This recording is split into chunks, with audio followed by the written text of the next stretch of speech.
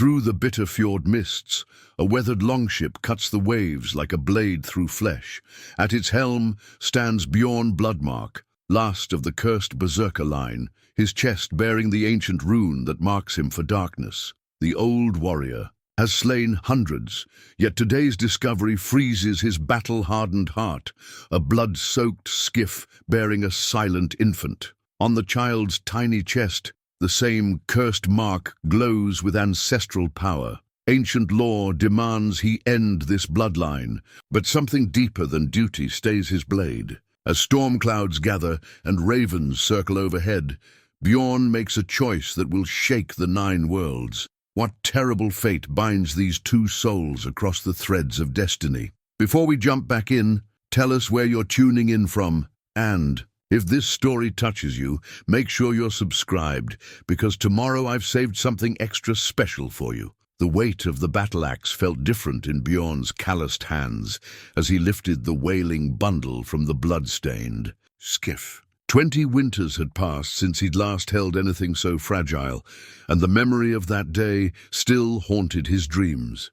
His daughter, born with the same cursed mark, had not survived her first moon. The gods, it seemed, had a cruel sense of humor. Snow began to fall as Bjorn cradled the infant, his weathered fingers tracing the familiar pattern on its chest. The mark was identical to his own, a twisted knot of ancient runes that pulsed with an inner fire. In his youth, before the curse had fully manifested, his mother had told him it was the sign of Odin's chosen. She'd been wrong. It was a brand of doom, a symbol that had turned him into the monster whispered about in villages from the frozen north to the southern fjords.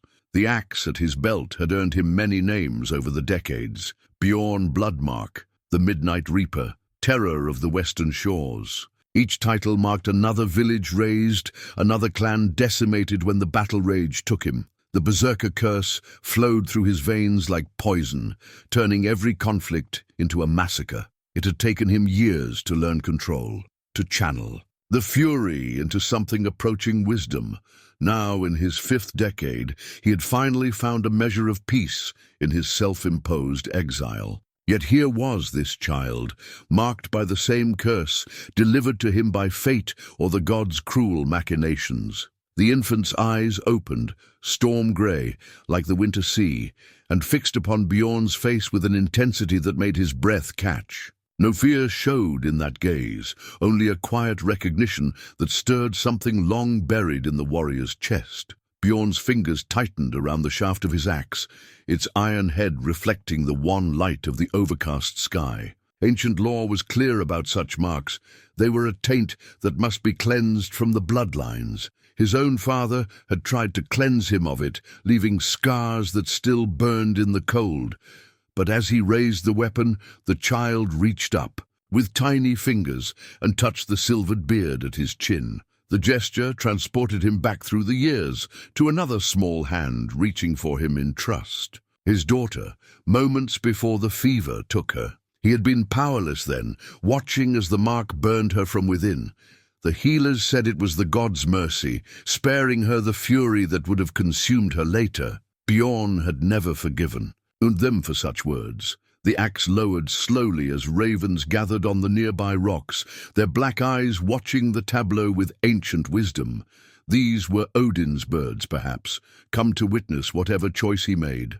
The wind carried their soft croaking like whispered counsel, though whether they urged mercy or justice, Bjorn couldn't say.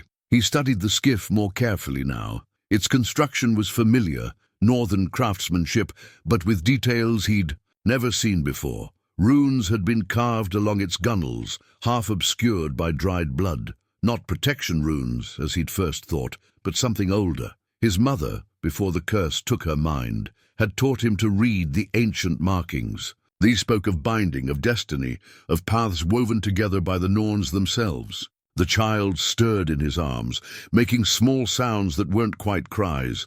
Bjorn recognized the hunger in them. Whatever had happened to the infant's family, and the blood coating the skiff, told its own dark tale. The babe needed care soon. The nearest village was half a day's walk along the coast, but he knew they would never accept a child bearing such a mark. He had learned that lesson painfully in his youth. His own shelter lay deeper in the forest, where the thick pines kept his secrets, and the locals knew better than to venture. It wasn't much. A sturdy cabin built with his own hands, stores enough for the winter, and solitude.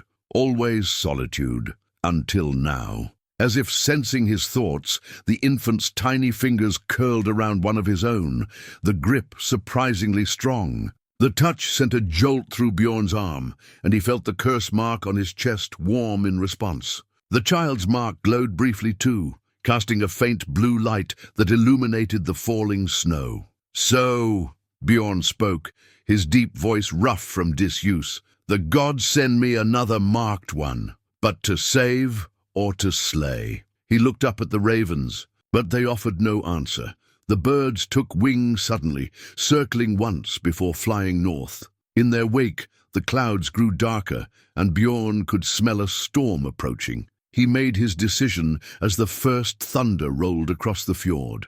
Tucking the child inside his bearskin cloak, he gathered what supplies he could salvage from the skiff. Hidden beneath a bloodied blanket, he found a small iron pendant bearing the same runic pattern as their shared mark. He added it to his collection of questions without answers. The storm broke as Bjorn began the trek to his cabin, but the child remained eerily quiet against his chest. Only the occasional tug on his beard suggested the infant was aware of anything at all. It should have been unnerving. His own daughter had wailed ceaselessly in her few days of life, but instead he found the silence comforting, like recognition passing between two cursed souls. As they disappeared into the forest's embrace, Bjorn spoke again, this time pitched low enough that only the child could hear.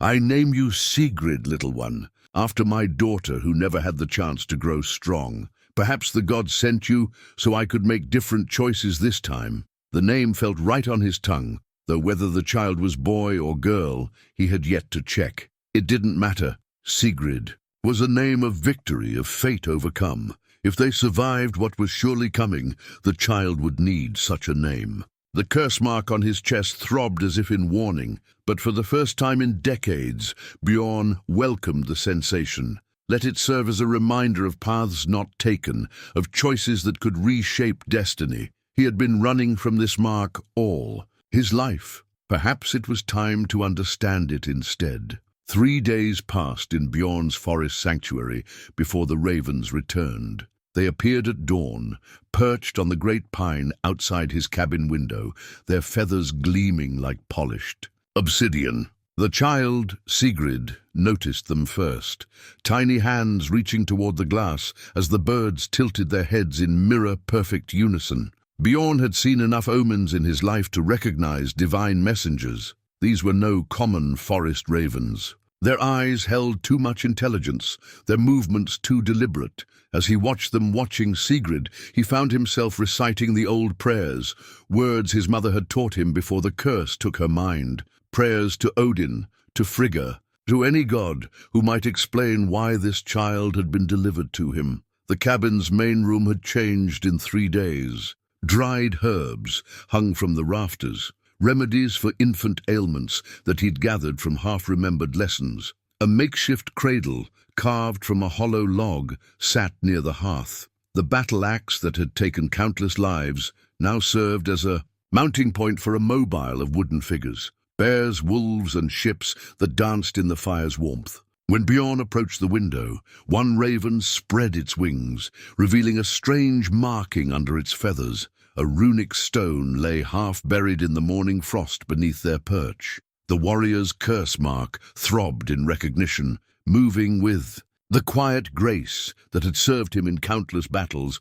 Bjorn retrieved the stone. Ancient runes covered its surface, worn by time, but still legible to one taught in the old ways. As he traced them with weathered fingers, the markings began to glow with the same blue light that pulsed from his and Sigrid's shared mark. 2 souls marked by elder signs, he translated, his voice rough in the morning quiet, bound by blood not their own. When ravens guide and storm clouds gather, the old debts must be paid. The rest of the inscription was too worn to read, but these Words alone sent a chill through his battle-hardened frame. Sigrid cooed from her cradle, drawing his attention. The child had shown no sign of the curse's fury that had plagued his own youth. Instead, strange occurrences followed in their wake. The herbs he gathered grew more potent when she was near. Animals approached the cabin without fear, as if drawn to some power they recognized.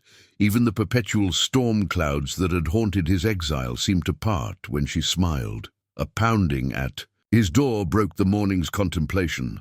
Bjorn's hand instinctively went to his axe before he recognized the pattern. 3 quick knocks, followed by 2 slow. Grida, the village wise woman who had helped him through those first uncertain days with an infant. "The marks are spreading," she announced without preamble, pushing past him into the cabin. Her ancient face was creased with worry as she moved straight to Sigrid. 3 more children born in the northern villages, all bearing similar signs. "The clan mothers are frightened. They speak of culling the marked ones before—" She stopped, perhaps remembering Bjorn's own history. "Before they become like me," he finished for her. The curse mark burned at the words, memories of blood-soaked raids rising unbidden. Grida lifted Sigrid with practiced ease, checking the mark on the child's chest. "This is different," she insisted. "The patterns, they're not quite the same as yours. See how the lines curve here? This speaks of binding, of protection, not the warrior's curse you bear." But Bjorn had seen his own mark change over the decades, evolving as the curse deepened its hold. "All marks begin in innocence," he rumbled. "The blood comes later." The wise woman produced a bundle of leaves from her cloak, herbs he'd never seen before. These grew where the bloodskiff was found, plants that haven't been seen in these lands since the time of the first Jarls. She crushed a leaf, releasing a scent that made Sigrid laugh, and the ravens outside call in response. "The old powers are stirring, Bjorn Bloodmark. Your curse may be part of something far older than either of us suspected." As if to punctuate her words, thunder rolled across the fjord. The ravens took wing, circling the cabin once before flying north. In their wake, Bjorn spotted movement at the forest's edge. Shadows that might have been wolves, might have been men, his warriors. Instincts, honed by decades of battle, told him they were being watched. "They're coming," Grida said softly, returning Sigrid to her cradle. "The clan mothers have sent word to the southern settlements. They speak of omens, of ancient prophecies about marked ones who will either save or destroy the realms." She pressed the strange herbs into his hand. "You must take the child and go north. There are answers in the old places if you have the courage to seek them." Bjorn studied the herbs, remembering similar plants that had grown around his village when he was young. They had withered and died the day his curse first manifested. And if the answers tell us that Sigrid must die to prevent another curse from taking root, the wise woman's eyes were deep wells of knowing, then you will face that choice when it comes. But remember, Bjorn, you've spent a lifetime running from your mark. Perhaps it's time to understand what it truly means." She moved to the door, pausing with her hand on the latch. "The stones speak of 2 marked ones for a reason. The gods don't weave fate's threads without purpose." After she departed, Bjorn stood at the window watching the storm clouds gather. Sigrid slept peacefully, the curse mark on her chest giving off a faint, steady glow. The runic stone seemed heavier in his pocket, its partial prophecy raising more questions than answers. He had chosen to spare this child once already. Now it seemed that choice had set larger events in motion. As wind began to howl through the pines, Bjorn Bloodmark made another decision. They would go north, following the raven's path, seeking answers in the lands where the old magic still held sway. Whatever watched from the forest's shadows would find him ready, not just with blade and fury, but with a purpose that ran deeper than any curse. They came at dusk, when the forest shadows grew long and treacherous. Bjorn had sensed their approach. Hours before, the sudden silence of birds, the way the wind carried hints of oil-treated leather and sharpened steel. 5 warriors, moving with the practiced stealth of veteran hunters. but not veteran enough. Sigrid, bundled against his chest in a sling crafted from his old cloak, made no sound as Bjorn eased his battle-axe from its binding. The child seemed to understand the need for silence, just as she had these past 3 days of travel northward. Her tiny fingers clutched the iron pendant they'd found in the skiff, the metal warm against his skin. The first attacker revealed himself with a whisper, of steel leaving its scabbard. Bjorn recognized the distinctive shape of his shield before he stepped into view. The Hawk clan, notorious for their persistence in blood feuds. The warrior's eyes widened slightly at finding his quarry ready, but training took over, and he charged. With a cry that shattered the evening's peace, Bjorn met the attack with decades of experience, his axe deflecting the sword strike while keeping Sigrid sheltered from the impact. The curse mark on his chest burned with familiar fire, but he forced down the berserker rage that sought to answer it. Fighting while protecting a child required precision, not fury. The shield splintered under his counterstrike, its painted hawk emblem split in two. As the first attacker fell back nursing a broken arm, his companions emerged from the shadows. They moved with coordinated precision that spoke of years fighting together. In his younger days, Bjorn would have welcomed such odds, would have let the curse take him into red-tinted glory. Now, he had more precious things to protect. "The child bears the death mark," one hunter called out, his accent marking him as a southerner. "Stand aside, Bloodmark. This need not be your fight." Bjorn's response was a grunt of effort as he parried 2 strikes simultaneously. "You make it my fight by coming armed." The words carried no heat, simple facts stated to men about to die. As if sensing his resolve, Sigrid's mark began to glow, casting strange shadows through his cloak. The battle shifted like the tide. Where Bjorn once would have pressed the attack, he now fought defensively, letting his opponents waste energy against his guard. Each strike he blocked, each lethal blow turned aside, seemed to make Sigrid's mark pulse brighter. The child's presence forced him to fight with wisdom rather than rage, and he found a strange peace in that constraint. When the killing started, it was swift and precise. No berserker fury, no battle-mad roaring, just the efficient work of a veteran warrior who had learned that death need not be spectacular to be final. 3 fell before they realized their mistake in pressing too close. The 4th died trying to flee, his warning cry cut short by a thrown axe. The last hunter stood his ground, dropping his weapons and shield. "I carry a message," he said quickly. "Hands raised, from the seer of the high falls. She says the child's mark is different from the others, a sign of..." An arrow took him in the throat, fired from somewhere in the deepening gloom. Bjorn spun, axe ready, but whoever loosed the shaft was already gone, leaving only disturbed leaves and questions. In the sudden quiet, Sigrid began to cry, her first tears since he'd found her. The sound cut deeper than any blade, stirring protective instincts he'd thought long buried. The curse mark burned hotter, responding to his anger at those who would harm an infant, but the child's tears helped him master it. Rage had no place in comforting a frightened babe. Among the dead, he found proof of darker purposes. Their shields bore not just the hawk emblem, but also marks of other clans. Hired hunters, then, working together despite ancient rivalries. Someone wanted this child badly enough to unite old enemies. The broken shield would serve as both warning and reminder, strapped to his back as they traveled north. As Bjorn tended to Sigrid and gathered what supplies could be salvaged from the hunters, he pondered the interrupted message. The seer of the High Falls was known to him, a powerful Völva who had once tried to help him understand his own curse. If she had insight into Sigrid's mark, perhaps the answers they sought lay in that direction. The child quieted gradually, tiny hands playing with his beard as he worked.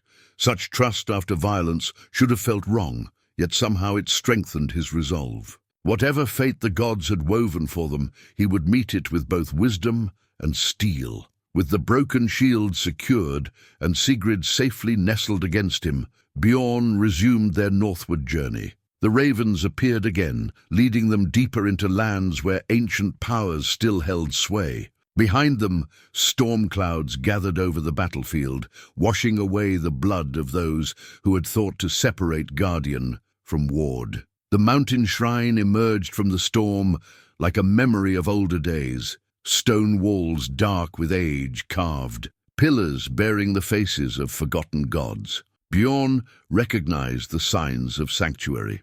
Ancient pine trees arranged in a perfect circle, their branches weighted with offerings of bone and iron. A place where even blood feuds were forbidden by laws. Older than the clans themselves, snow had been falling steadily since the battle, but Sigrid's mark burned warm against his chest, somehow keeping them both from freezing. The child watched the swirling flakes with fascination, occasionally reaching out to catch them. Where the snowflakes touched her skin, they didn't melt, but rather crystallized into perfect patterns that matched the runes of her mark. The old magic recognizes its own, a voice called from the shrine's entrance. An ancient woman emerged, her white hair adorned with dried herbs and small bones that chimed softly as she moved. Her eyes, sharp despite her years, fixed immediately on Sigrid. "I am Astrid, keeper of this place. The ravens told me you were coming." Bjorn's hand stayed near his axe.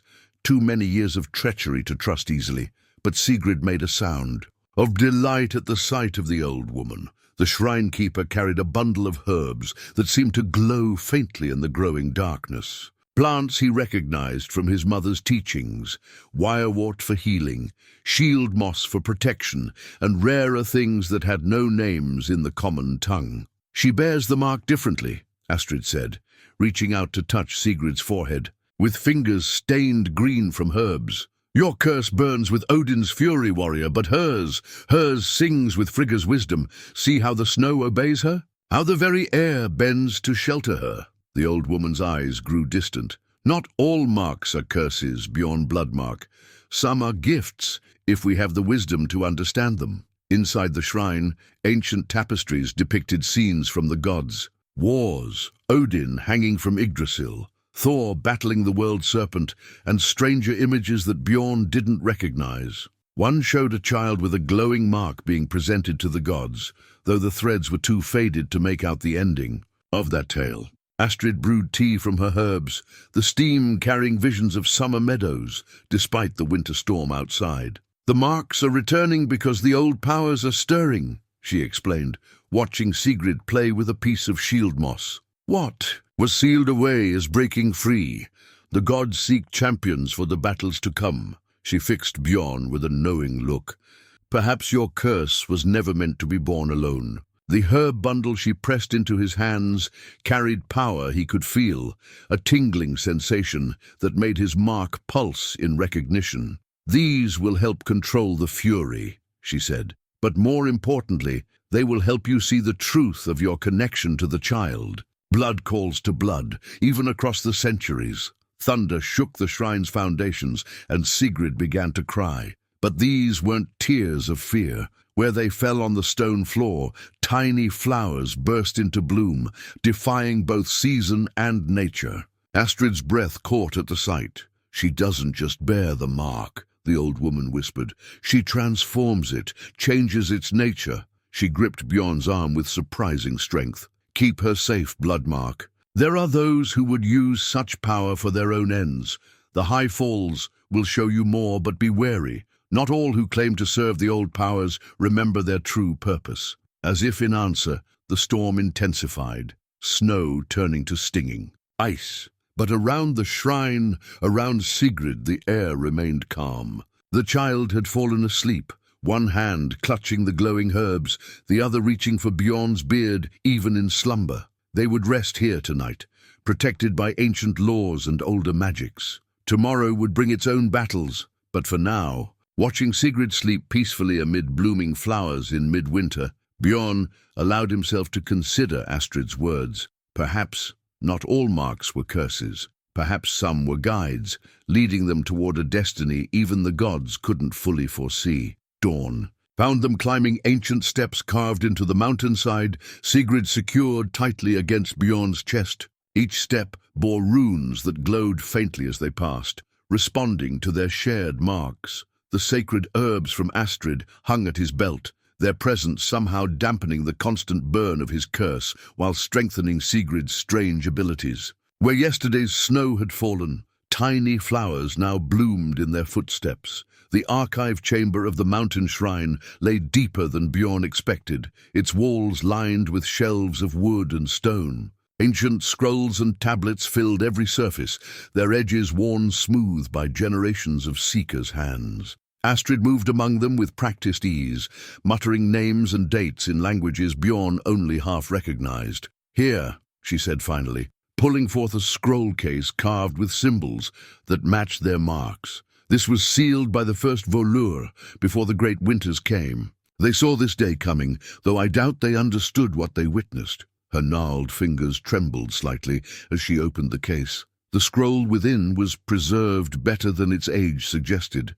the parchment still supple, its ink still dark. As Astrid unrolled it on a stone table, Sigrid reached toward the writing with unusual intensity. Where her tiny fingers passed near the surface, the ink seemed to shift and flow like living things. "The prophecy speaks of 2 marks," Astrid translated, her finger tracing lines of text that seemed to resist being read directly. "One born of battle, one born of binding. When the old powers wake from their slumber, these marks must either unite or destroy all that was sealed away in the time of the first Jarls." Bjorn adjusted Sigrid in his arms, studying the illustrations that bordered the text. They showed scenes of great battles, of magic unleashed across landscapes he almost recognized. But between the scenes of violence were smaller images, a warrior teaching a child, marks glowing as they shared some profound connection.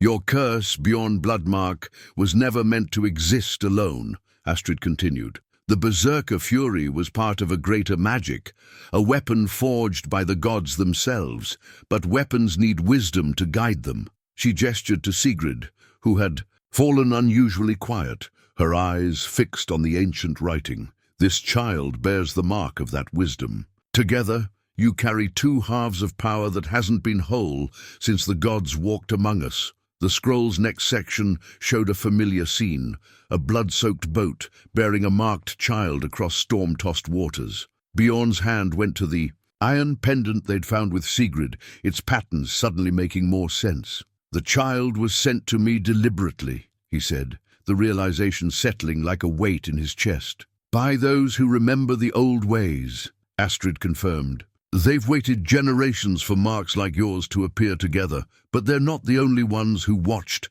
and waited." She indicated darker images near the scroll's edge, shadows that pursued marked ones through the ages, seeking to either control their power or destroy it entirely. Sigrid chose that moment to reach out and touch the scroll directly. Where her fingers met the parchment, the ink swirled and reformed, revealing hidden text beneath the visible writing. Astrid gasped, her composure cracking for the first time. "Impossible," the shrine keeper whispered.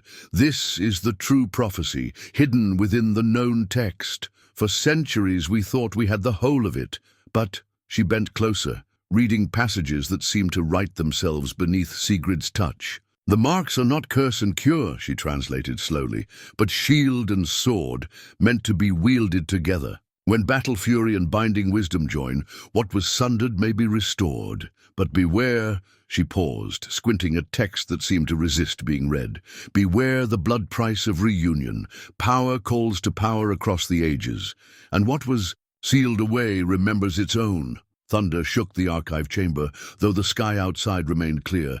Sigrid's mark blazed suddenly bright, answering some distant call. In Bjorn's chest, his own curse roared to life, but differently than before. Instead of blind fury, he felt something deeper, an ancient purpose stirring after centuries of sleep. "The marks are changing," Astrid said, wonder and fear mingling in her voice, responding to each other as they were meant to. "But this will draw attention we don't want. Already the shadow clans gather in the north, drawn by power they can sense, but don't understand." Bjorn thought of the hunters they'd encountered, of the arrow that had silenced the final messenger. "How long do we have?" "Not long enough." Astrid rolled the scroll carefully, returning it to its case. You must reach the high falls before the dark moon. There, if the prophecy speaks true, you'll find either your salvation or your doom." She pressed the scroll case into his hands. "Take this. Its power has waited long enough to be understood."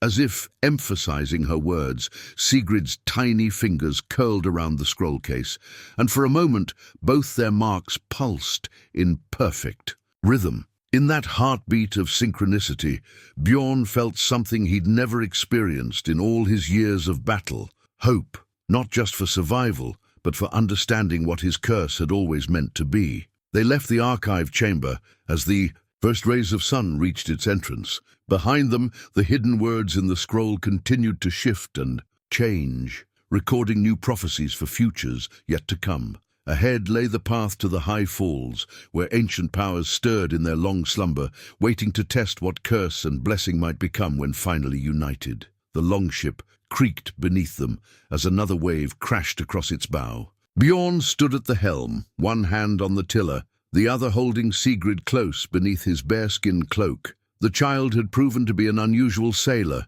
Where other infants might have wailed at the constant motion, she watched the churning sea with ancient eyes, occasionally reaching out toward the waves that threatened to swamp them. Around his neck hung their newest treasure, a navigator's stone, its surface etched with runes that glowed with the same blue light as their marks. The old fisherman who'd traded them, his boat had included it without explanation, though his knowing look at their matching marks had said enough. Now, as storm clouds gathered ahead, the stone pulled steadily northward, guiding them toward the high falls with unerring purpose. "Your mother's people were seafarers," Bjorn found himself telling Sigrid as they crashed through another wave. "They read the waters like others read runes." He wasn't sure why he spoke the words. They'd come unbidden, drawn from memories he'd thought long buried. Yet, as he said them, the navigator's stone pulsed warmly, confirming their truth. The sea itself seemed to respond to Sigrid's presence. Waves that should have capsized them instead cradled the ship's hull. When ice threatened to form on the rigging, her mark would glow softly, and the ropes would clear themselves. Even the perpetual northern winds appeared to bend around them, always providing just enough speed to outrun the worst of the storm. "The old powers remember their own," Bjorn murmured, echoing Astrid's words. As if in response, Sigrid's tiny hand reached up to touch the navigator's stone. The runes flared briefly, and through their shared marks, Bjorn felt a sudden connection to the sea itself, currents and depths laying themselves bare to his understanding. He saw the safe channels hidden between treacherous reefs, the deep places where ancient things still slumbered. More than that, he felt the pull of their destination, the high falls, where water and magic had mingled since the first days. The navigator's stone wasn't just showing them the way, it was revealing paths that hadn't existed since the gods themselves sailed these waters. A cry from above drew his attention. The ravens had found them again, circling the mast in wide spirals. Their presence was both comfort and warning. Odin's birds never appeared without purpose. Through the stone's enhanced sight, Bjorn saw what they were trying to show him. Darker shapes moving beneath the waves, following their wake with patient malice. "Hold fast, little one," he growled, adjusting their course. "We have company." Sigrid responded by gripping his beard with one hand and the navigator's stone with the other. Power thrummed through both their marks, and suddenly the ship surged forward with impossible speed. Behind them, something massive breached the surface, scales black as night, eyes gleaming with malevolent intelligence. Sea worms, creatures of legend that hadn't been seen since the Age of Heroes. Their pursuit confirmed what the prophecy had hinted. The old powers were indeed waking, drawn by the potential in Sigrid's mark. The chase became a dance of water and will. Where Bjorn's battle instinct suggested one course, Sigrid's touch on the stone would guide them another way. Together, they wove between waves and worms, the ship responding to their combined purpose as if it were part of them. The curse that had once driven Bjorn to blind fury now sharpened his focus, working in harmony with Sigrid's innate connection to older magics. When the worms finally fell away, returning to their lightless depths, The storm broke suddenly. Ahead, the first rays of sun illuminated their destination, a coastline of ancient cliffs carved with runes large enough to be seen from the sea. At their center, a massive waterfall crashed into the ocean with supernatural force. The navigators. Stone grew warm against Bjorn's chest as Sigrid reached for the falls with both hands, laughing. In that moment of pure joy, he saw their marks pulse in perfect synchronization. The ship's wood itself seemed to hum in response,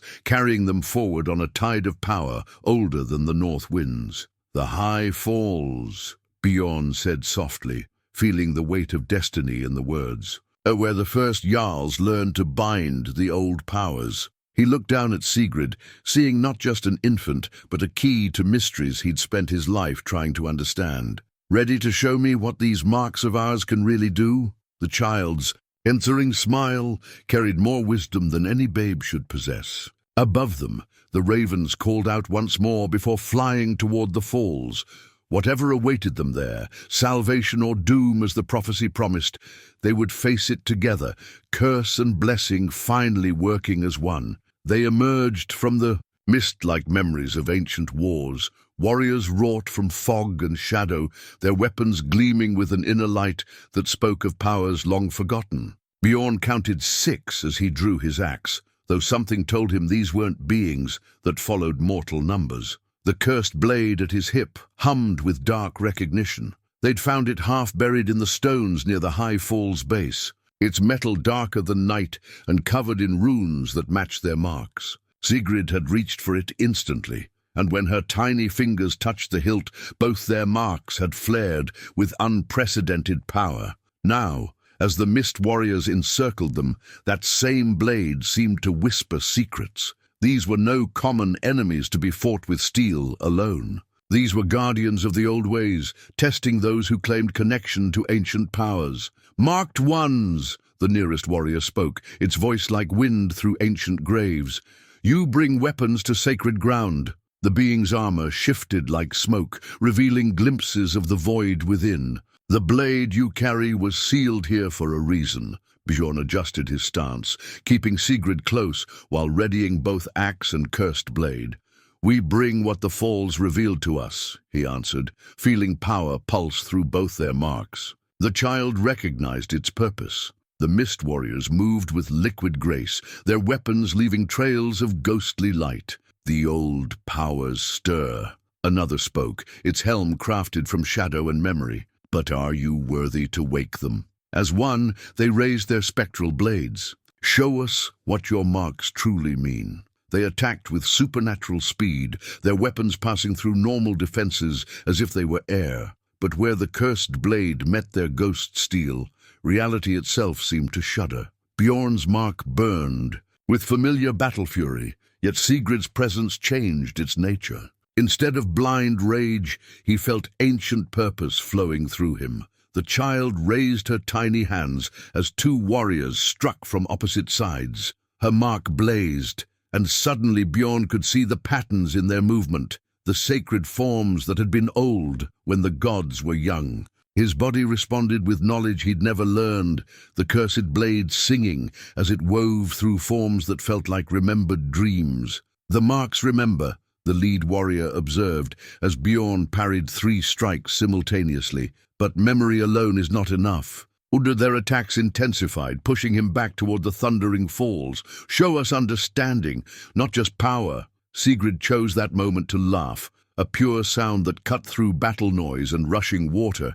Where her joy touched the mist warriors, their forms became more substantial, more real. The cursed blade resonated with her voice, its dark metal taking on a blue sheen that matched their marks. Understanding struck Bjorn like summer lightning. These beings weren't meant to be fought, they were meant to be restored. His curse had always been about destruction, but Sigrid's mark held the power of renewal. Together, he reversed his grip on the cursed blade, letting its point drop. "We don't come to break the seals," he said, voice carrying over the fall's roar. "We come to restore what was sundered." He held out the weapon, not in challenge, but in offering. "The marks show us what was lost. Show us how to make it whole." The mist warriors paused as one, their weapons lowering. Wisdom from a berserker, their leader said, something like approval in its ancient voice. Perhaps the prophecy speaks true. It approached slowly, insubstantial hand reaching for the cursed blade. Your marks are not what you believe them to be. The curse you bear was once a blessing, a gift of divine fury meant to protect, not destroy. And the child. Sigrid reached out fearlessly, her fingers passing through the warrior's misty form. Where they touched, the being became more solid, its armor taking on the sheen of true steel. The other warriors drew closer, drawn by the power flowing from her mark. She carries the gift of restoration, the leader continued, wonder in its ethereal voice. The power to make whole what time and darkness have torn asunder. It looked at their matching marks with eyes that held centuries of knowledge. Together, you could remake what was broken in the age of gods. The cursed blade pulsed once, and suddenly Bjorn could see its true nature. Not a weapon of darkness, but a key of transformation. In Sigrid's presence, its curse was becoming something else, something that sang of creation rather than destruction. The path ahead holds greater trials, the Mist Warrior warned, as its brethren faded back into the fog. Those who seek to control the old powers will not understand as we do. They see only weapons to be used, not truths to be restored. It placed an insubstantial hand on Bjorn's shoulder. Guard her well, Bloodmark. She carries more than prophecy in her mark. She carries hope for all the broken things of this world. As the last warrior dissolved into mist, Sigrid wrapped her tiny fingers around the cursed blade's hilt. Where she touched, the metal continued to transform, darkness becoming dawn. Bjorn felt his own mark respond, the familiar burn of battle fury, taking on new purpose. Together, their marks pulsed with shared power, not curse and cure, but creation and transformation working as one. Above them, the high falls thundered with ancient magic, calling them forward to greater mysteries. The Mist Warriors had been only the first test, but as Bjorn held both child and blade, feeling power flow between the three of them, he knew they would meet whatever came next with newfound purpose. Some things had to be broken before they could be remade. Perhaps the same was true of curses. Temple rose from the mists behind the high falls, its ancient stones vibrating with the water's endless thunder. Runes older than any Bjorn had seen before covered its walls, their patterns shifting like living things when viewed from the corner of the eye. At its heart stood a door that bore no handle, only a keyhole carved in the shape of their shared mark. From his belt, Bjorn drew their newest find, a temple key of black iron and gleaming silver, its dual metals twisted together in patterns that matched both his curse mark and Sigrid's blessing. They'd discovered it in the cursed blade's pommel, hidden within a compartment that had opened only when both their marks glowed in unison. The old powers guard their secrets well, he muttered, studying how the key's patterns seemed to flow. Like quicksilver in Sigrid's presence, the child reached for it with unusual urgency, her tiny fingers brushing its surface. Where she touched, the silver brightened while the iron darkened, until the key itself resembled a miniature map of day. Meeting night, the door responded to their approach, ancient runes lighting one by one, like stars appearing at dusk. Bjorn felt his mark burn not with its usual fury, but with a deep recognition that spoke of coming home. Sigrid's mark answered with its own gentle glow, and for a moment the temple itself seemed to hold its breath. When they placed the key together, his strength guided by her touch, the door opened with a sound like distant thunder. Within, a vast chamber stretched away into shadows, its walls lined with artifacts that hummed with power. But it was the chamber's center that drew their attention, a pool of water black as a midnight sea, its surface reflecting not their faces, but scenes from ages past. The well of memory, a voice called from the shadows. A figure emerged, neither mist warrior nor living man, but something in between. Few find their way here, fewer still are worthy to look upon its waters. The keeper's form shifted like smoke, but his eyes remained fixed on their marks. Show me what you've learned, bearers of the twin gifts.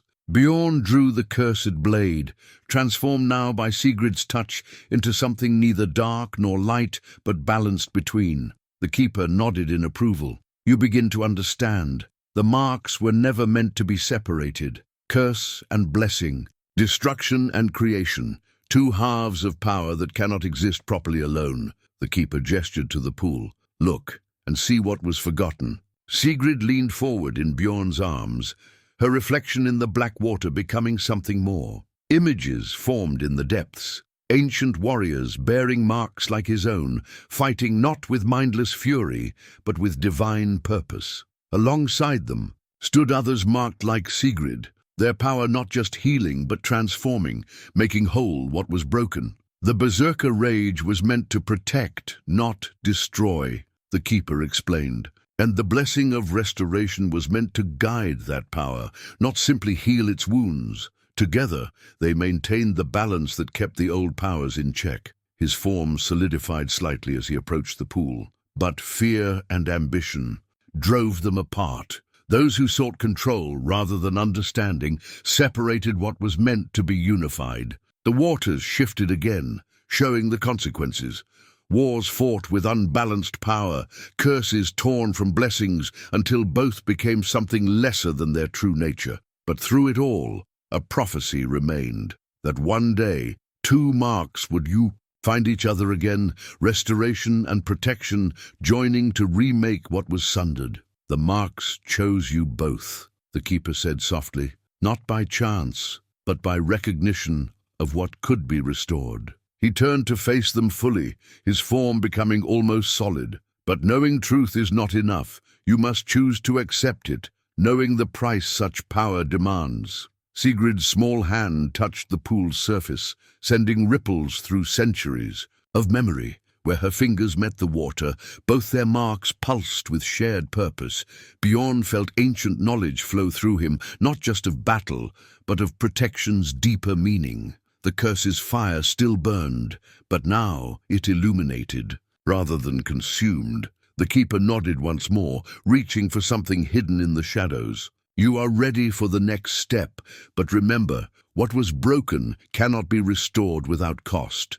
The path ahead will demand more than courage or power alone can provide. From the temple's depths, the keeper retrieved an artifact that seemed to drink in what little light reached it. A bowl carved from stone, darker than midnight, its rim inscribed with runes that moved like living things. As he placed it between them, Bjorn felt both marks respond, pulsing with recognition of something ancient and profound. The blood bowl of binding, the keeper explained, his form flickering like a flame in wind.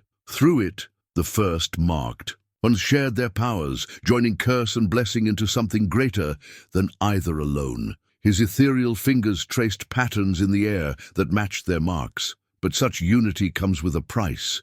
Are you prepared to pay it? Sigrid reached for the bowl with unusual solemnity, her tiny fingers leaving trails of light where they touched the dark stone. Through their connected marks, Bjorn felt ancient power stir, deeper than his curse, older than the gods themselves. The child already understands, the keeper observed. Her mark recognizes what must be done, but you, Bloodmark, you must choose with full knowledge. His form solidified enough to lift the bowl. To join the marks truly, you must share more than power. Every memory, every wound, every darkness in your soul will flow between you. The curse she would help you transform will touch her in turn. The implications struck Bjorn like a physical blow. His curse had driven his own father mad, had torn his mother's mind to shreds. The thought of sharing such darkness with Sigrid made his warrior's heart quail. She is but an infant, he protested. How can she bear such weight? She is far more than that, the keeper corrected. Look again at what the well of memory showed you. These marks seek each other across generations, across bloodlines, waiting for vessels strong enough to contain their true purpose. He held the bowl higher, and within its depths, Bjorn saw reflections of his own past. Battles fought in berserker rage, villages burned, lives ended in fury. But where those memories had always brought shame and regret, now he saw them differently. Through Sigrid's mark, he felt the deeper purpose that should have guided his curse. The fury was meant to protect, to defend, to stand against powers that would unravel the world itself. His curse had become twisted not because it was evil, but because it lacked its other half, the wisdom to direct its power. Sigrid chose that moment to grab his beard, an oddly forceful gesture for one so small. Her eyes met his with that ancient knowledge he'd glimpsed before, and suddenly he understood. She had been sent to him not as an innocent to be corrupted, but as a guide to help him reclaim what the curse should have been all along. "The marks remember," the keeper said softly. "Even if we forget, they remember their true purpose." He lowered the bowl to the temple's stone floor. "But the choice must be made freely, to share. Blood is to share destiny itself. Are you prepared for what that means?" Bjorn looked down at the child in his arms, this impossible gift that had changed everything he thought he knew about his curse. "And if I refuse, if I choose to protect her from this burden, then the marks remain sundered," the keeper replied. "Your curse continues its slow consumption of your soul, and her power of restoration remains incomplete. The prophecy goes unfulfilled, and what was broken stays broken." His form flickered more rapidly. "But know this, she chose you before you found her." The marks called to each other across the storm. This meeting was written in the threads of fate itself. As if confirming his words, both their marks blazed suddenly brighter. The blood bowl hummed with resonant power, its runes aligning with the patterns on their skin. Sigrid reached for it with complete confidence, and in that moment, Bjorn saw not an infant, but a soul as ancient as his own, choosing this path with full understanding. The keeper stepped back, his form almost transparent now. "The bowl requires 3 drops freely given, 1 from each of you, and 1 from the cursed blade that brought you here. Together, they will bind what was sundered, restore what was broken, and begin a transformation that cannot be undone." Bjorn felt the weight of centuries in this moment. Every bearer of his curse had faced this choice in some form, to remain alone in their power and pain, or to risk sharing that darkness in hope of transformation. All had chosen solitude. All had been destroyed by that choice. Looking into Sigrid's eyes, seeing that ancient wisdom wrapped in infant innocence, he made his decision. "I choose to trust," he said simply. "Not just in prophecy or power, but in her." He drew the cursed blade, its edge gleaming with both darkness and light. "Let us see what these marks of ours were truly meant to be." The keeper nodded once, his form steadying. "Then let the binding begin. May the gods witness what is remade this day." The hunter's moon rose blood-red over the temple grounds, its light catching the facets of their newest treasure, a crystalline shard that had formed in the blood bowl when their marks first joined. Now it hung between them on a chain of silver and iron, pulsing with shared power that transformed moonlight into possibilities. They'd barely completed the binding ritual when the attack began. Shadow-cloaked figures scaled the temple walls, while ravens screamed warnings from above. The combined forces of 3 clans, the keeper had said, warriors who sought to claim the old powers for themselves, caring nothing for balance or restoration. But they faced something unprecedented. Where before Bjorn's curse had brought only destruction, now it flowed through both marks like a cleansing fire. Sigrid's presence transformed his battle fury into divine purpose, while his strength gave her restoration true power to reshape the world. "They come to break what we have remade," the keeper warned, his form barely visible in the moonlight. "Show them why the marks chose you both." With that, he faded entirely, leaving them to face the assault alone. The first attackers died in confusion, unable to comprehend what they faced. Bjorn moved with controlled fury, each strike of his blade now guided by ancient wisdom that flowed through their joined marks. Where his curse had once brought only death, now it severed the shadow magic that cloaked their enemies, revealing them to the moon's judgment. Sigrid, cradled against his chest, showed no fear. Her tiny hands gripped the moon shard, and where its light touched their attackers, truth was laid bare. These were no simple warriors, but beings twisted by fragments of old power they'd stolen. And corrupted, the marks they bore were pale imitations, attempts to replicate what Bjorn and Sigrid carried naturally. "Abominations!" spat their leader, a figure whose skin rippled with stolen runes. The marks were meant to be harvested, their power claimed by those strong enough to take it. He raised a blade that dripped shadows. "We've spent generations gathering every shard of the old powers. We won't let two accidents of fate undo our work." Bjorn's response was not the roar of battle it once would have been, but something deeper, a sound like mountains remembering how to walk. The moon shard flared between them, and suddenly he could see the threads of power that connected all, in things. More importantly, he could see where those threads had been severed and corrupted by these false mark-bearers. Sigrid's mark pulsed in time with his own, and understanding flowed between them. These beings hadn't just stolen power, they'd broken the very foundations of the old magics, creating wounds in the world itself, wounds that their joined marks were meant to heal. The battle became something else entirely, where the Shadow Warriors sought to destroy. Bjorn and Sigrid moved in perfect unity to restore. His blade, guided by her power, didn't just cut. It severed the stolen marks from their bearers, freeing both power and wielder from their corrupted bond. The moon shard gathered these fragments, purifying them in its crystalline depths. Their enemies fell back in horror as their stolen powers were cleansed and restored. Some fled into the night, while others collapsed as centuries of borrowed strength left them. Their leader alone stood his ground, his false marks burning with desperate intensity. "You don't understand what you're destroying," he snarled. "The old powers are meant to be used, not preserved in their dormant state. We could reshape the world itself." The moon shard pulsed once, and Sigrid laughed, a sound like spring returning after the longest winter. Through their joined marks, Bjorn felt the truth of what they faced.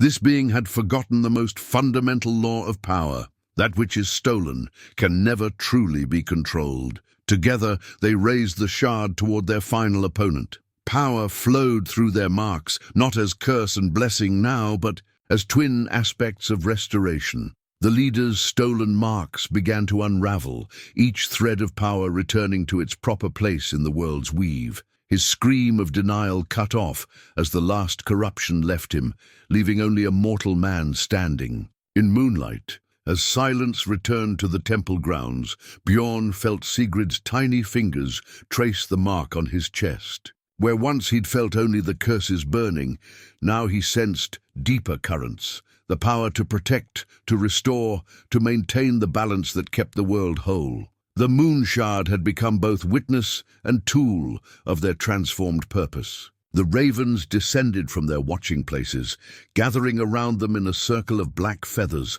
and ancient wisdom. Through the joined marks, Bjorn understood their presence at last. They weren't just Odin's eyes, they were guardians of balance themselves, watching and waiting for the marks to find each other again. Under the hunter's moon, holding both child and shard, Bjorn felt the last walls between their marks dissolve. Whatever came next, they would face it as they were meant to, not as curse and cure, but as twin flames of the same sacred fire. In the battle's aftermath, while the moon still hung heavy in the sky, Bjorn discovered the pendant. It lay half buried in the temple courtyard, where the Shadow Warriors had fallen, a simple disc of bronze, wrapped in strips of leather so old they'd nearly turned to dust. But the mark it bore made his breath catch. The same rune pattern his mother had worn, passed down through generations of their line. His hands trembled slightly as he lifted it, feeling power pulse through metal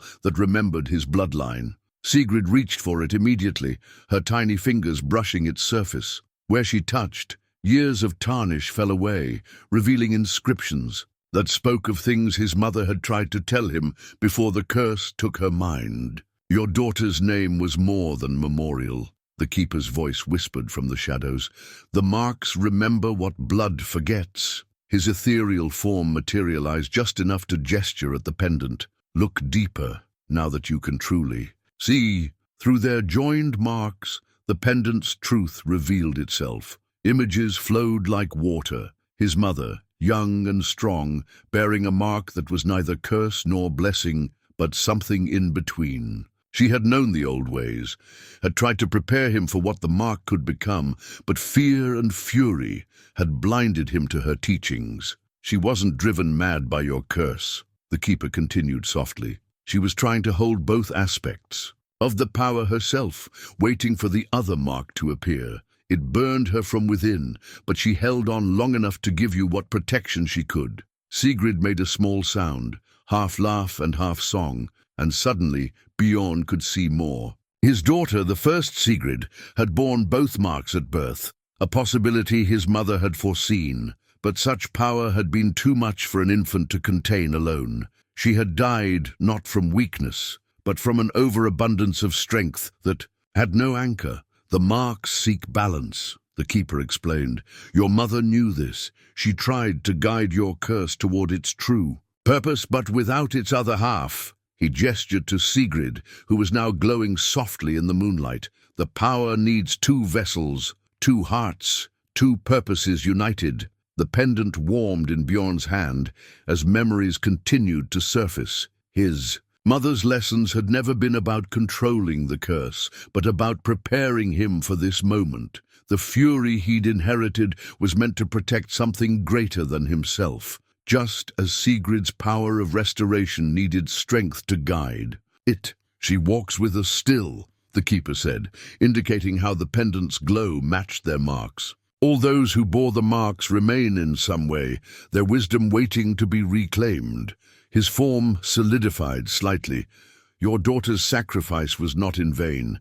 It showed that the powers could be united, even if a single vessel could not contain them both. Bjorn felt tears on his cheeks, the first he'd shed since his daughter's death, but they weren't tears of grief now. Through their joined marks, he felt his mother's love, his daughter's brief, bright spirit, all the generations of his line who had carried fragments of this power waiting for its completion. Sigrid reached up to touch his face, her small hand coming away with a tear. Where it fell on the pendant, the metal sang with pure notes that echoed through their marks. Past and present seemed to merge in that sound, all the might-have-beens transformed into what could be. The pendant is more than memory now, the keeper observed. It becomes what it was meant to be, a bridge between what was lost and what can be restored.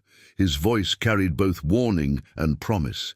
But remember, restoration does not mean returning to what was. The marks transform. They do not merely heal. Looking at Sigrid, this impossible child who had changed everything, Bjorn finally understood. His curse had never been punishment, but preparation.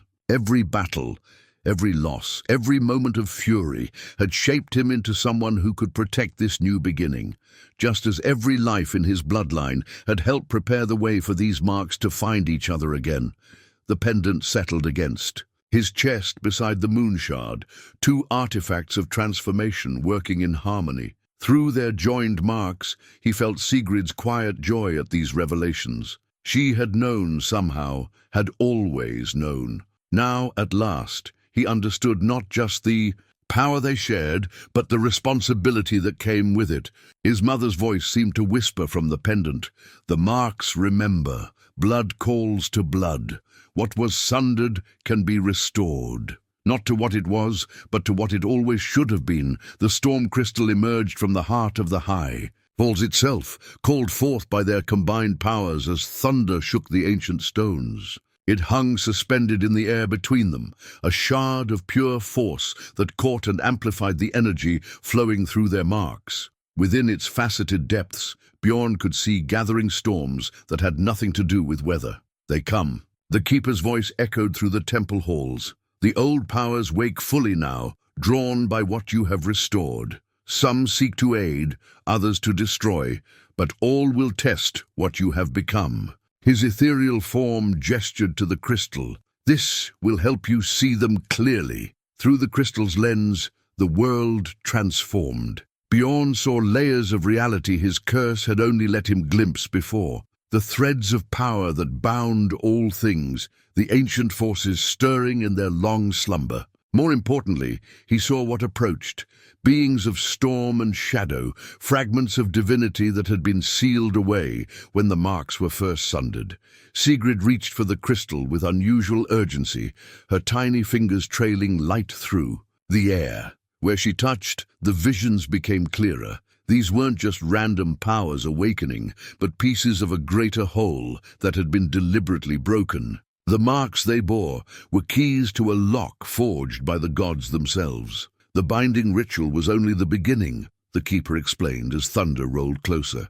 What you carry now, this unified power, it calls to all that was sealed away. The world remembers what it should be, and it yearns to be whole again. His form flickered like lightning. But there are those who prefer the broken pieces, finding power in discord rather than harmony. As if summoned by his words, the first challengers appeared.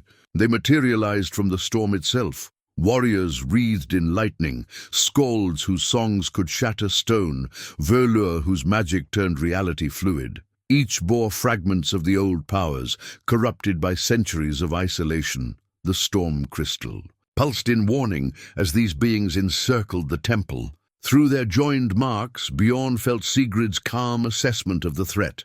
These weren't enemies to be destroyed, but pieces of a greater whole that needed to be understood. The crystal showed him the truth of each approaching power, what it had been, what it had become, and what it could be again. Choose wisely, the keeper counseled as the crystal's light intensified. Some can be restored, others must be released. The marks give you power to do both, but wisdom must guide. That strength, his form began to fade. Remember, what was broken for a reason. Not all that was sealed should be freed. The crystal drew power from the gathering storm, its facets reflecting possibilities that stretched across centuries. Bjorn saw echoes of ancient battles, of powers too vast for mortal comprehension, but he also saw hope, the potential for restoration that he and Sigrid represented. Through their unified marks, understanding flowed. The storm crystal wasn't just a lens or a warning beacon. It was a focus point, a tool for gathering and directing the power they now shared. With it, they could begin the true work of restoration, not just of themselves, but of magics that had been scattered to the winds of time. The first challenger stepped forward, a being of pure lightning that wore the shape of a warrior. Its voice crackled with power that made the storm crystal sing. The marks were divided for good reason, it declared. Some powers are too dangerous to be rejoined. Will you undo the wisdom of gods? Sigrid's response was to laugh, that pure sound that seemed to cut through all pretense. The crystal amplified her joy, and suddenly Bjorn could see this being's true nature. It wasn't really a creature of storm, but a guardian bound by ancient oaths, twisted by centuries of solitude into something harder than it was meant to be. Their joined marks pulsed with shared purpose as more challengers approached. Through the crystal's guidance, they could see what each one needed: restoration or release, healing or transformation. The real test would not be in fighting these powers, but in understanding how to help them become what they were meant to be. The storm intensified, thunder shaking the temple foundations as lightning painted the world in stark shadows. But within the crystal's light, Bjorn and Sigrid stood unwavering. They had moved beyond curse and blessing to become something new, guardians not just of power, but of possibility itself. The keeper's voice whispered one final time before fading entirely. The storm breaks what cannot bend, but transformation. Transformation can remake even the oldest bonds, show them what the marks truly mean when unified in purpose. Around them, ancient powers gathered like storm clouds, waiting to see what choices they would make. The crystal thrummed with potential, ready to focus whatever power they chose to wield. Through their joined marks, Bjorn felt Sigrid's quiet certainty. The real battle was just beginning. The traitor's coin revealed itself in the storm crystal's light, a simple silver disc that the keeper had pressed into Bjorn's hand during those first moments in the temple. Now it burned with cold fire as its true nature emerged, and with it the keeper's betrayal became clear. Did you think I merely watched and waited through the centuries? The keeper's form solidified more fully than they'd ever seen. Darkness, coalescing into ancient armor marked with runes of binding. I am no simple guardian. I am the one who first sundered the marks, who understood that such power could not be allowed to remain whole. The coin pulsed with sympathetic energy, trying to resonate with their joined marks. Through its gleam, Bjorn saw the keeper's true identity, the first bearer of a mark, who had chosen to split the power rather than risk its potential. Fear had driven that ancient choice, fear of what unified strength might mean.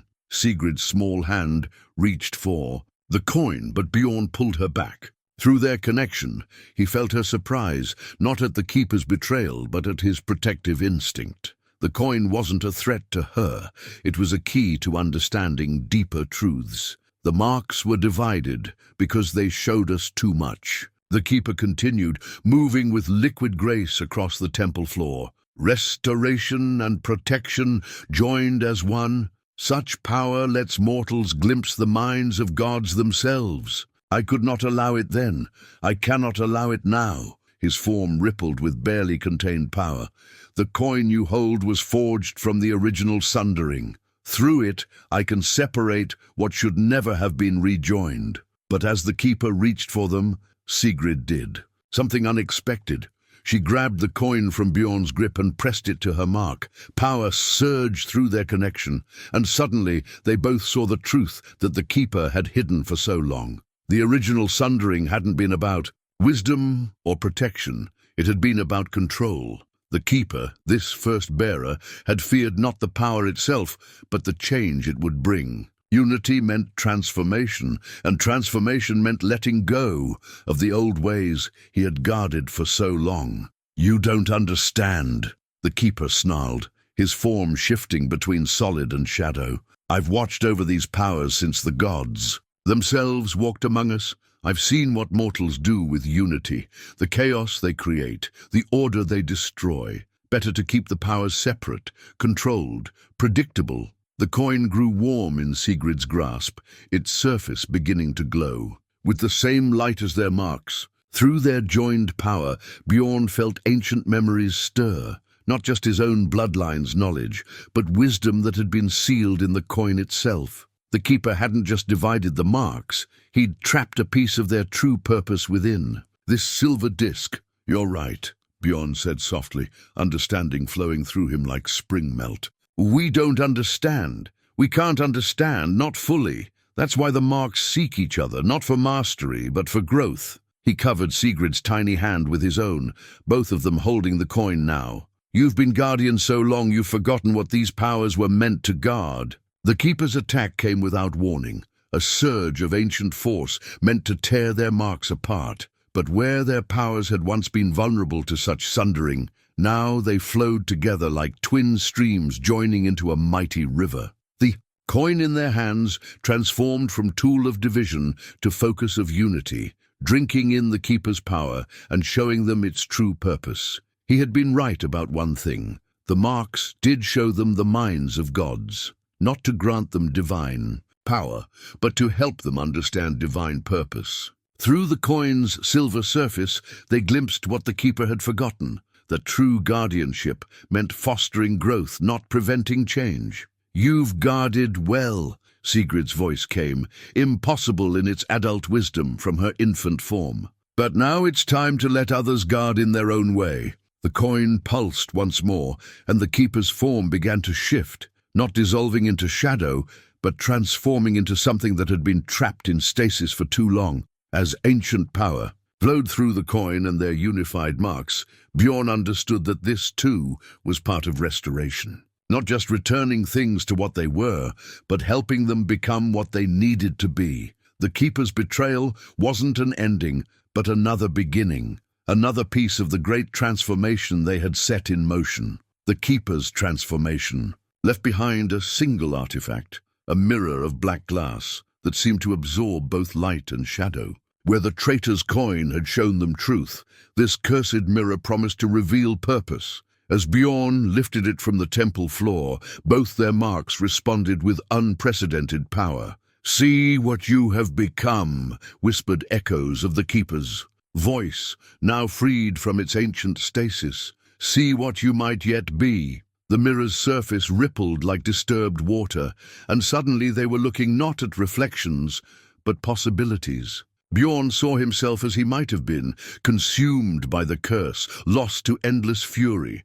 But he also saw what he was becoming, a warrior whose strength served transformation rather than destruction. The berserker rage still burned within him, but now it forged new paths instead of laying waste to old ones. Sigrid reached out to touch the mirror's surface, and the visions shifted. Through their joined marks, Bjorn saw her true nature more clearly than ever before. She was both infant and ancient power, new life, and old wisdom combined. Her mark of restoration didn't just heal wounds. It remembered the original purpose of all things and helped them find their way back to truth. The marks were never meant to be weapons, the mirror seemed to say, images flowing like quicksilver across its face. They were tools of transformation, meant to guide the world through necessary change. The visions deepened, showing them armies of marked ones from the ancient past. Not berserkers lost to battle fury, but guardians who used controlled power to protect what needed to grow. Not healers who simply mended wounds, but shapers who helped both people and powers evolve into their true forms. Through the mirror's dark surface, they watched their own marks continue to change. The patterns that had once seemed fixed were actually flowing, responding to each new understanding. What had been curse became consecration. What had been merely blessing became benediction. Power not just joined, but transformed by its joining. This is what the Keeper feared, Bjorn realized, watching the mirror's scenes shift. Not that we would destroy, but that we would change everything, including him. Sigrid's laugh confirmed his insight, her small hand pressing against the mirror's surface. Where she touched, the darkness in the glass began to transmute, becoming something that reflected not just what was or might be, but what needed to be. The mirror showed them their next steps with perfect clarity. The old powers weren't awakening randomly. They were responding to the mark's reunification. Each one needed to be met differently, some to be restored, others to be released, all to be transformed in their own way. Through the mirror's reflection, they could see which was which, but it also showed them the cost. Transformation was never easy, never without price. The power they now shared would demand more from them with each use, not in strength or spirit, but in understanding. They would have to grow constantly to keep up with what their marks were becoming. The mirror's surface darkened one final time, showing them a truth the Keeper had hidden for centuries. The marks were never meant to be fully understood, only experienced and shared. True power lay not in controlling force, but in accepting transformation, both of self and what self might protect. As the visions faded, the mirror's black glass began to crack, not from damage, but from evolution. Like their marks, it was becoming something new. Through their joined power, they felt it change from tool of reflection to instrument of projection, no longer showing what was or might be, but helping them shape what should be. The Keeper's final gift, it seemed, was understanding that even ancient artifacts could be transformed by wisdom shared between curse and blessing, protection and restoration, strength and grace. The dark mirror had shown them their path forward. Now they had to walk it, step by transformative step. The destiny. Stone revealed itself as the temple walls began to crack, a crystalline formation that rose from the ancient floor like a frozen flame. Within its faceted surface, power from all the sundered marks swirled and churned, waiting to either be restored or forever broken. As the remaining shadow warriors breached the inner sanctuary, Bjorn felt both his and Sigrid's marks pulse in. Recognition of this final test. "The stone remembers what was whole," came the Keeper's freed voice, now more wisdom than warning. "But memory alone cannot restore." The attacking forces were unlike anything they'd faced before, beings of pure power who had forgotten they were ever anything else. Through their unified marks, Bjorn and Sigrid saw the truth of these entities. They weren't truly enemies, but fragments of the original powers, twisted by centuries of separation into creatures of instinct and hunger. The Destiny Stone thrummed with increasing intensity as these forces converged. Each facet reflected a different aspect of what the marks had once been: protection and restoration, strength and wisdom, fury and peace, all waiting to be either rejoined or permanently sundered. They fear what we've become, Bjorn realized, feeling Sigrid's agreement through their connection. These beings didn't want to destroy them. They wanted to stop the transformation that had already begun. Unity meant change, and change meant letting go of what they'd been. The first wave struck like a storm of broken dreams. Shadow warriors, wielding fragments of divine power, crashed against Bjorn's defense. But this was no ordinary battle. Where once he would have met force with force, now he moved with new purpose.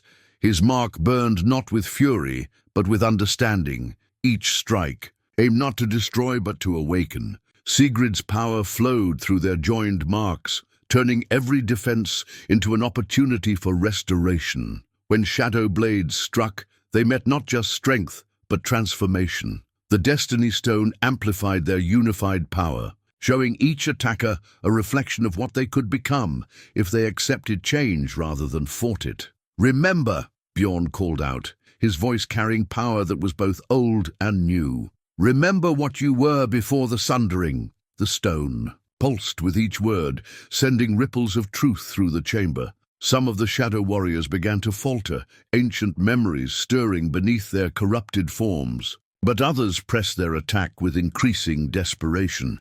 These were the ones who had fed on broken power for so long they'd forgotten how to be anything else. Through the Destiny Stone's facets, Bjorn and Sigrid could see the choice they now faced. Some powers could not be restored without being completely unmade first. Sigrid's mark flared with newfound intensity, and suddenly the stone's true purpose became clear. It wasn't just a focus for power, it was a catalyst for choice. Each facet offered a different path of transformation. Each reflection showed a different possibility for restoration. Together, they began the real work of this final stand. Not fighting, but facilitating change. Where shadow warriors struck with darkness, they answered with illumination. Where twisted power sought to corrupt, they offered paths to transformation. The Destiny Stone became a bridge between what was broken and what could be, its crystalline surface flowing with possibilities. Some of their attackers chose to accept restoration, their forms dissolving into pure power that the stone gathered and refined. Others fought against change until they shattered, their essence returning to the world to begin anew. Through it all, Bjorn and Sigrid's unified marks showed them each being's true nature and potential path. This was what real power meant, they realized. Not dominance or control, but the wisdom to know when to restore and when to release. The Destiny Stone sang with each transformation, its facets reflecting not just what was, but what needed to be. The final stand wasn't about victory or defeat. It was about becoming what the world needed them to be. The runic dagger materialized in the Destiny Stone's final transformation, a blade that was neither weapon nor tool, but something in between. Its edge flickered between solid and spectral, the metal somehow both ancient and newly forged. Along its length, runes shifted and flowed like living things, showing the same patterns that marked both Bjorn and Sigrid. The final key, the keeper's freed voice echoed, not to break bonds, but to reshape them.